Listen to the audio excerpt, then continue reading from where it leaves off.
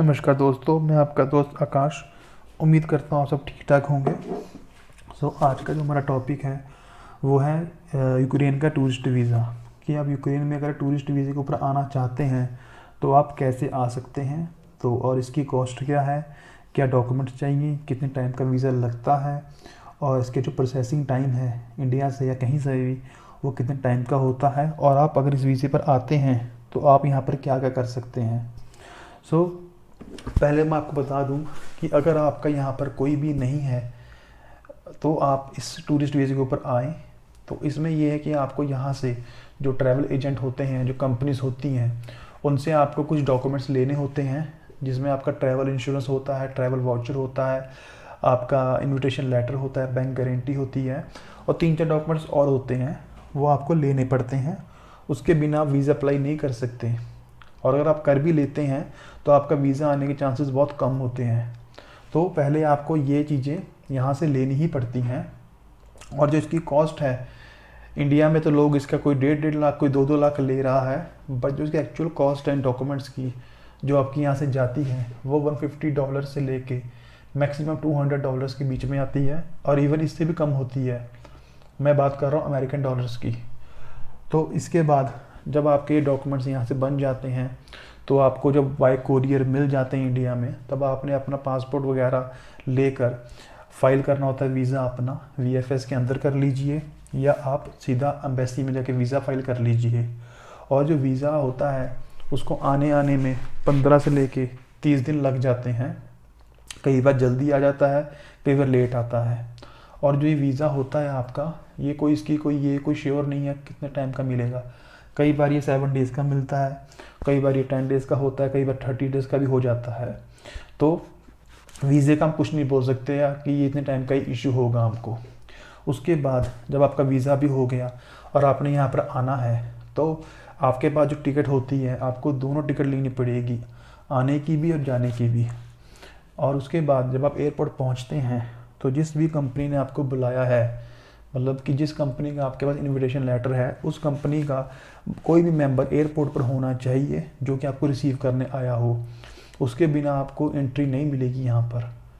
अगर आपका कोई फ्रेंड वगैरह वो आपको लेने आ गया तो भी एंट्री नहीं मिलेगी। जिस भी कंपनी ने आपको बुलाया है उस कंपनी का कोई भी मेंबर आपको लेने आए तभी आपको एंट्री देंगे, अदरवाइज़ आपको वापस जाना ही पड़ेगा यहाँ से। उसके बाद अगर आप यहाँ पे आ जाते हो एंट्री लेकर, तो आप यहाँ पे क्या कर सकते हो कि कुछ लोगों का होता है कि हम यहाँ पर आ गए हैं, अब हम यहाँ पर स्टडी ले लें या वर्क परमिट ले लें या शादी कर लें। यहाँ पर आप टूरिस्ट वीज़े के ऊपर कुछ भी नहीं कर सकते, मतलब कि ये वीज़ा कन्वर्ट नहीं होता है। अगर आप यहाँ पर मैरिज करते हैं या फिर स्टडी करते हैं, लेते हैं, तो आपको कंट्री आउट करनी पड़ेगी। उसके बाद वापस जब आते हैं यहाँ पर डी वीज़े के अंदर, तब जाके आपका जो वीज़ा होता है TRC बनती है। अगर आप शादी करके गए हैं यहाँ से तब भी, या अगर आप अपने स्टडी यहाँ पर इन्विटेशन लेटर स्टडी का ले लिया है तब भी। पर आपके यहाँ बैठे बैठे यहाँ पर कुछ नहीं होगा, आपको वापस जाना ही पड़ेगा। और इसके बाद ये है कि ये आप करने के बाद अगर आप कहते हैं कि हम यहाँ पर आ गए हैं ना, तो हम मतलब स्टडी कर लेंगे, तो वो भी आप कर सकते हो। तो इसके बाद जो नेक्स्ट कैटेगरी आती है वो होती है प्राइवेट वीज़े की।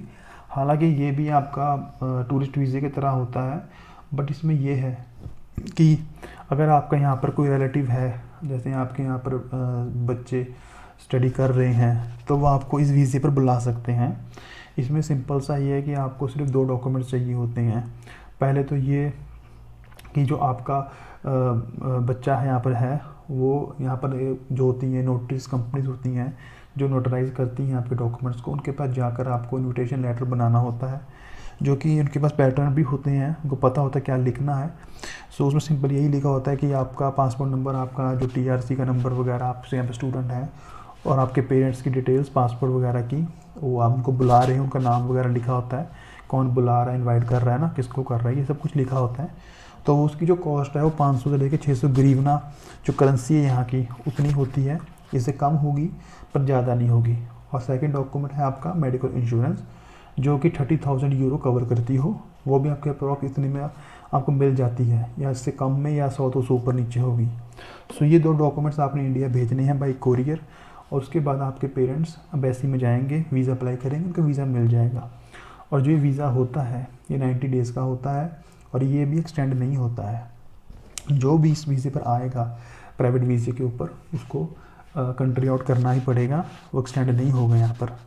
सो मतलब कि जो ये वीज़े होते हैं ये उनके लिए सही हैं, जो पहला है टूरिस्ट वीज़ा, कि जिन बंदों ने यहाँ से आगे वगैरह जाना होता है तो उनको सही है कि सस्ते में यहाँ पहुँच जाते हैं, और फिर अपना जो भी उन्हें करना है सिस्टम वो आप कर लेते हैं।